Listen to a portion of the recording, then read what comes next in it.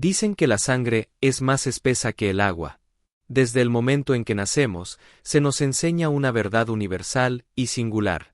La familia lo es todo, es nuestra base, nuestra red de seguridad y el único vínculo que se supone que es irrompible. Pero, ¿qué sucede cuando ese vínculo se convierte precisamente en lo que te rompe?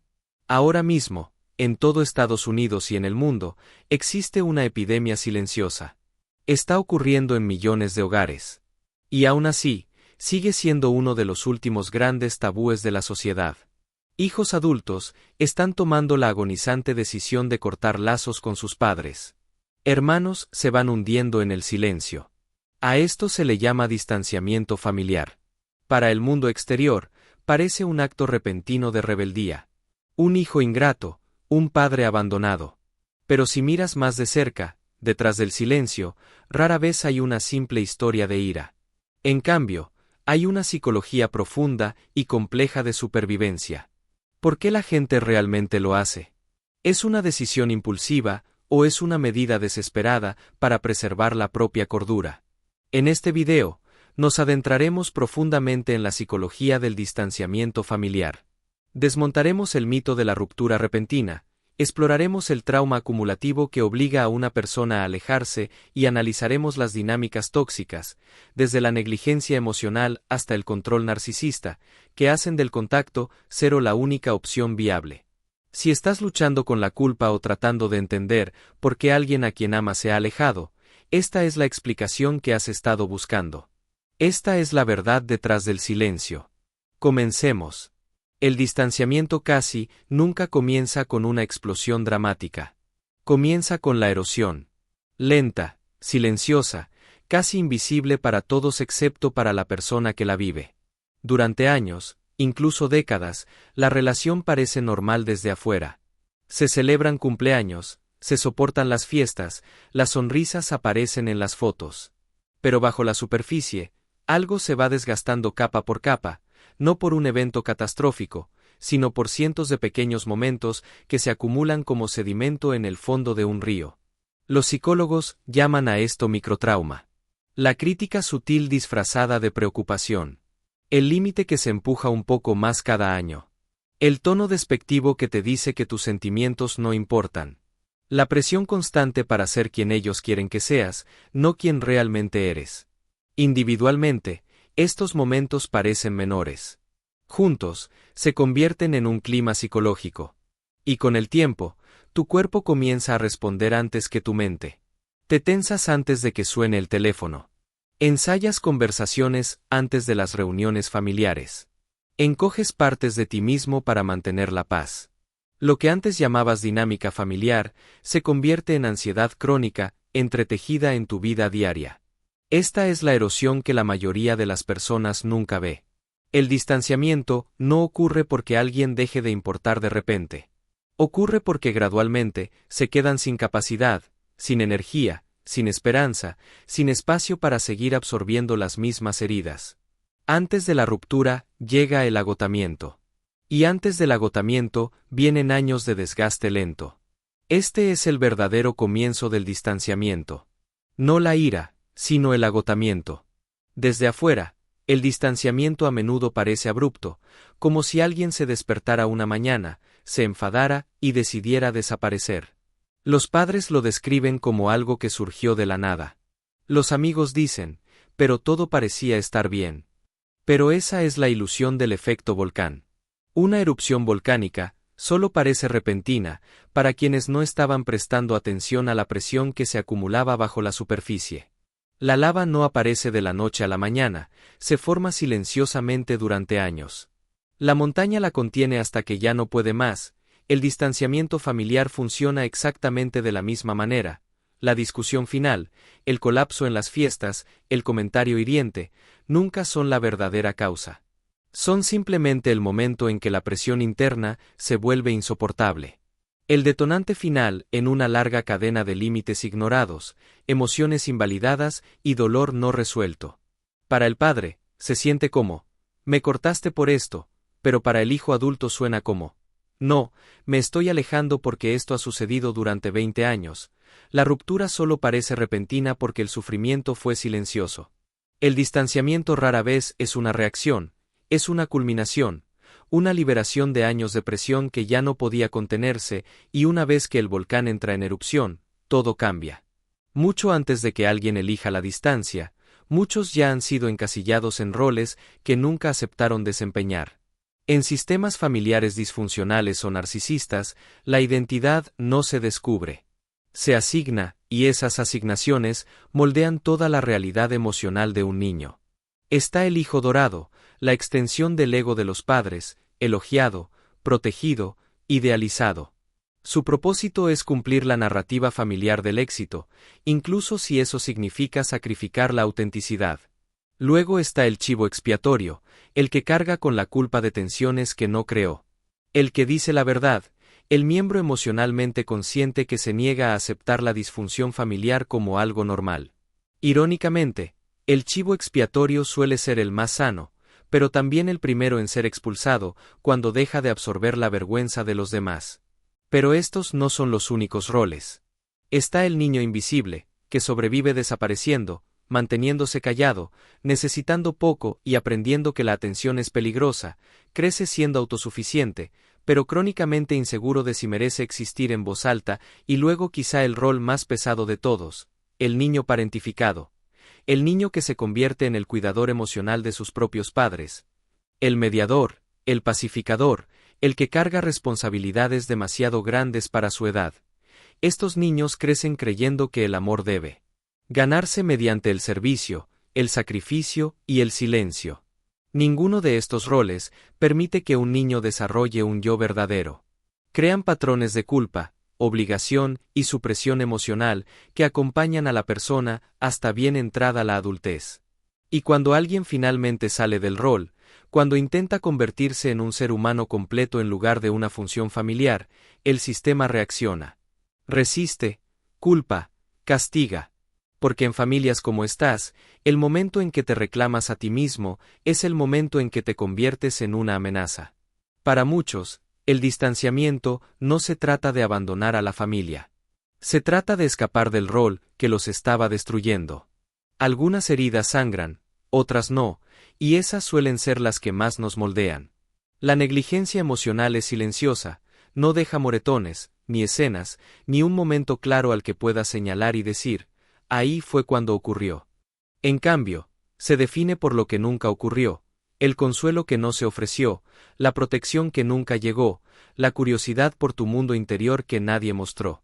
Crecer sin sintonía emocional le enseña a un niño algo devastador, que sus sentimientos son demasiado o no valen la pena, y como adultos, estas mismas personas suelen parecer fuertes, independientes, incluso imperturbables, mientras cargan un dolor privado que nunca desaparece del todo.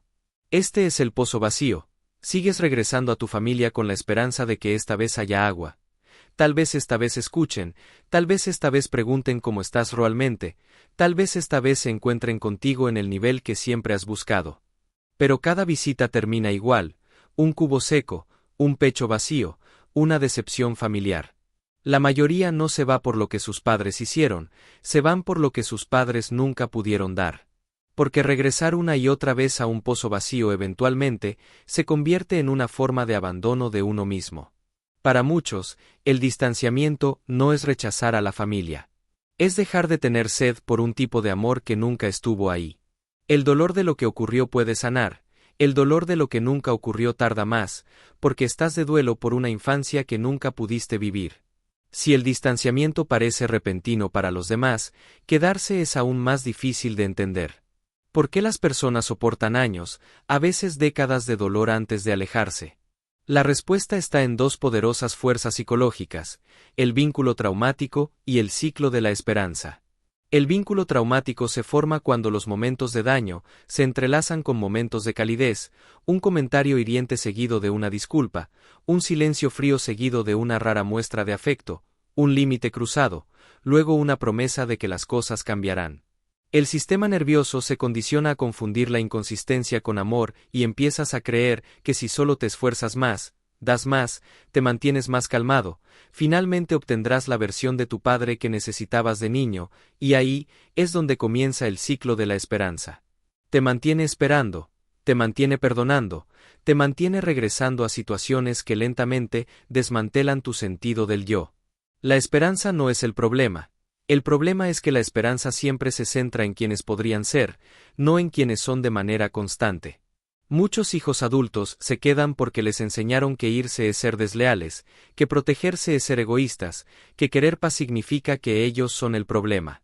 Así que aguantan, se encogen, racionalizan, esperan el momento de revelación que nunca llega. Cuando alguien finalmente se va, no es porque haya dejado de amar a su familia. Es porque se dio cuenta de que el ciclo no iba a cambiar.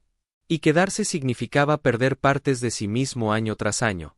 El distanciamiento a menudo comienza con una realización desgarradora: si me quedo, desapareceré. Cuando las personas escuchan las palabras contacto cero, a menudo imaginan un corte emocional drástico, un acto de castigo o venganza.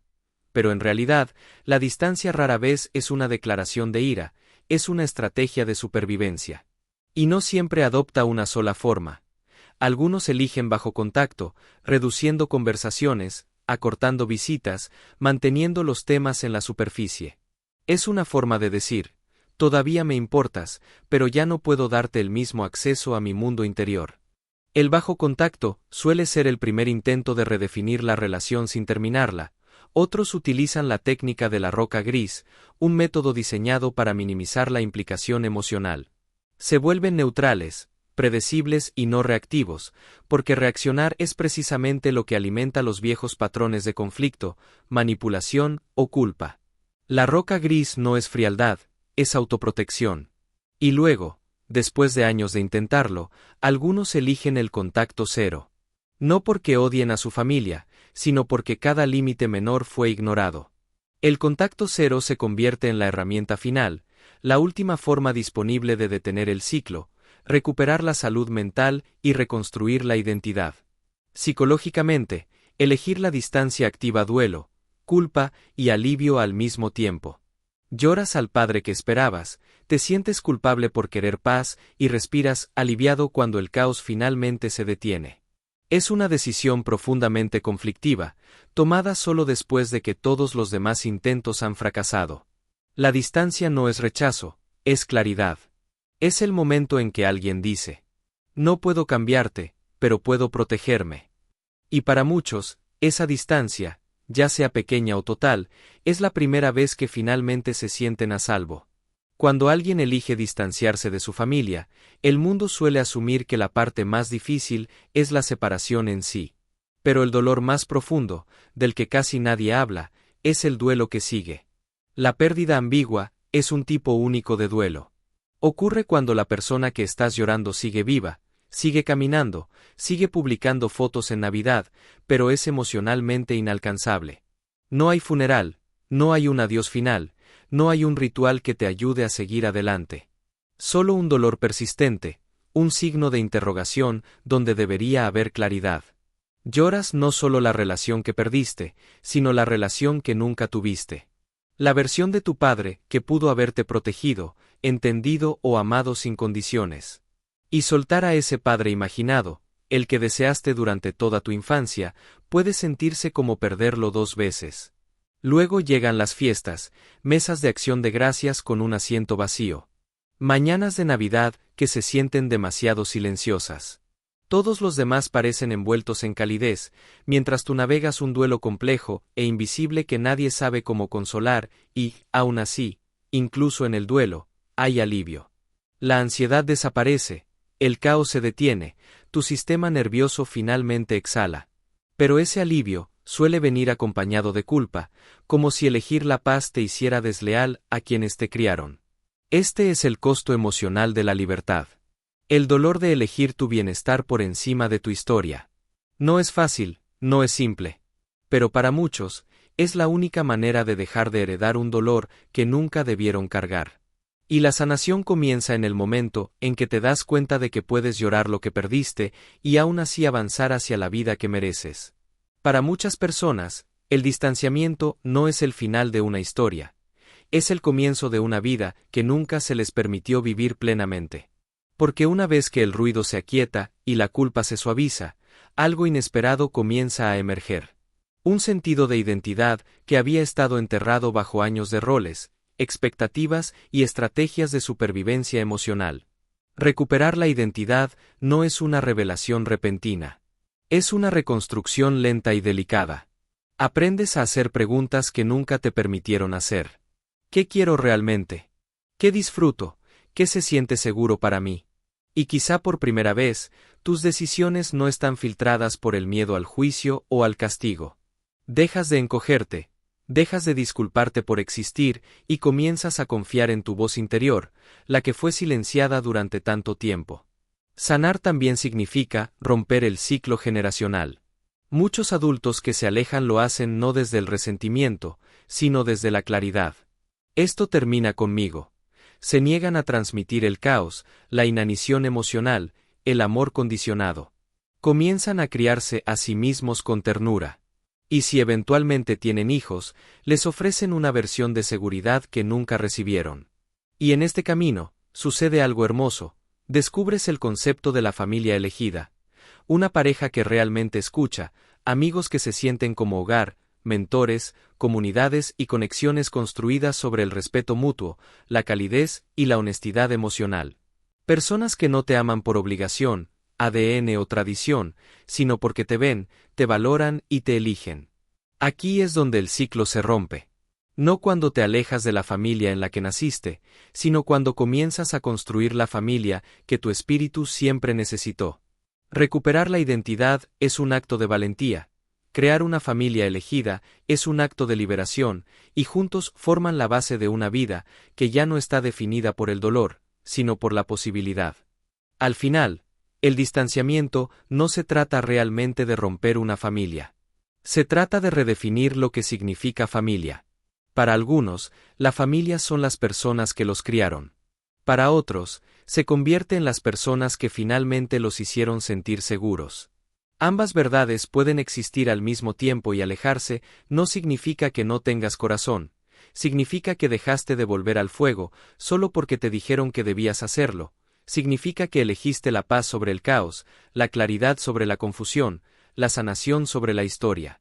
Y esa elección, aunque dolorosa, es profundamente valiente. Mientras avanzas, tienes permiso para llorar, tienes permiso para crecer, tienes permiso para construir una vida moldeada no por las heridas de tu pasado, sino por el amor que eliges, los límites que mereces y el futuro que finalmente te estás permitiendo vivir. Y si este video te hizo sentir visto, aunque sea un poco, quiero que sepas que no estás solo. Hay miles de personas recorriendo este mismo camino silencioso y complejo. Si te gustaría mantenerte conectado, considera suscribirte. Exploramos los rincones ocultos del corazón humano aquí cada semana. Y si te sientes cómodo, comparte tu experiencia o reflexiones en los comentarios de abajo. Alguien más podría encontrar fuerza en tu historia. Cuídate. Mereces sanar.